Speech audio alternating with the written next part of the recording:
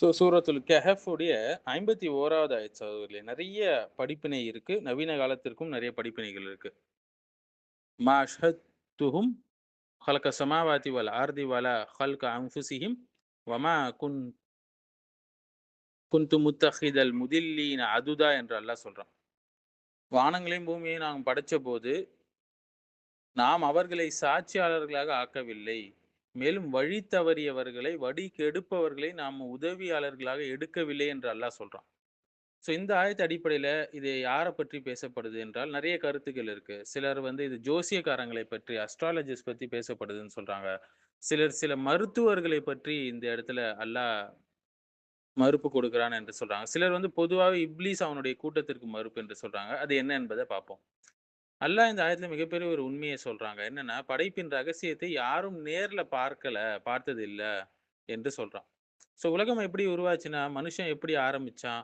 மறைவான உலகம் எப்படி செயல்படுது? இது எல்லாம் யாருமே நேர்ல பார்த்தது கிடையாது. அப்படி இருக்கும்போது சிலர் என்ன சொல்றாங்க? "நாங்கள் அனைத்தையும் அறிவோம்" என்று பேசுகிறார்கள் இல்லையா? அல்லாஹ் அவங்க கிட்ட கேட்கிறான் ஒரு கொஸ்டினு. "நான் அவர்களை சாட்சியாக வச்சேனா நான் படைக்கும்போதுன்னு" சொல்லி கேட்கிறான். "படைப்பு நேரத்துல நீங்க எங்க இருந்தீங்கப்பா?" என்று கேட்கிறான். அவர்களே என்பது யாரை குறிக்குதுன்னா, உலமாக்கள் 2 கருத்துக்கள் சொல்றாங்க. ஒன்று பொதுவான கருத்து. இந்த அவர்கள் என்று சொல்லப்படக்கூடியவர்கள் இந்த ஆயத்துல காஃபிர்களை குறிக்கும், ஜோசியக்காரங்களை குறிக்கும். இயற்கையே எல்லாம் செய்கிறது என்று நம்பக்கூடியவர்களை குறிக்கும்.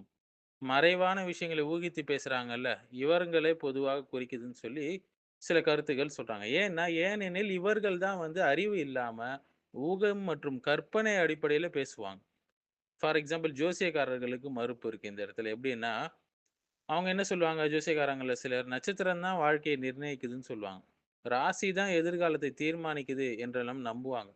ஆனா அல்லாஹ் என்ன சொல்றான்? படைப்பின் ரகசியத்தில் நீங்கள் சாட்சிகளாக இருக்கவில்லை என்று சொல்றான். படைப்புடைய ரகசியத்துல யாருமே சாட்சியாளர்களாக இருக்கல.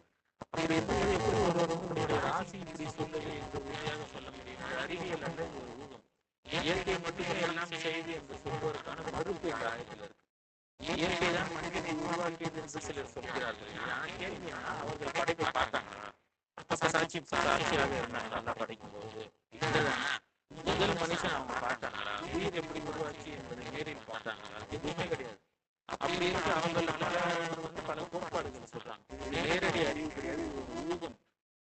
மேலும் வந்து சில மருத்துவர்களுக்கு இது மறுப்பாக இருக்கு. சில மருத்துவர்கள் மற்றும் தத்துவ சிந்தனைகளுக்கு இது மறுப்பா இருக்கு.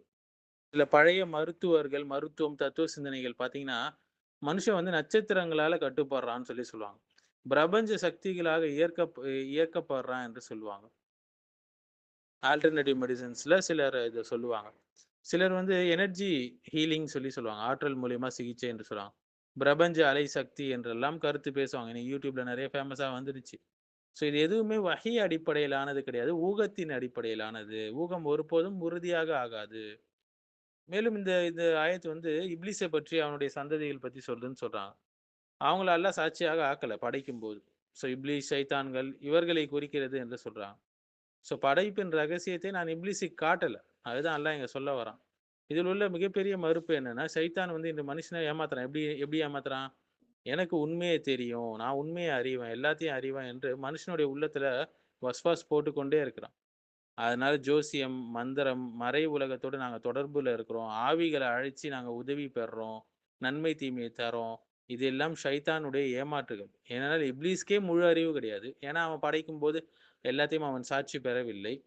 அவனை பின்பற்றக்கூடிய ஜின்கள், ஜோசியக்காரங்கள், குறி சொல்லக்கூடியவர்கள் எப்படி உண்மையான மறைவான ஞானத்தை தெரிந்தவர்களாக இருப்பாங்க. அரபு மக்கள்ல பழைய காலத்துல ஒரு ஷிர்கான மரபுகள்லாம் இருந்தது. ஒரு பள்ளத்தாக்குக்கு போனா, அங்க ஜின்னுடைய சக்தியால் நான் பாதுகாப்பு தேடுறேன்னு சொல்லி, அந்த வேலியுடைய ஜின் கிட்ட வந்து பாதுகாப்பு தேடுவாங்க. அல்லாஹ் கிட்ட கேட்காம, அந்த ஜின்கள் கிட்ட கேட்பாங்க.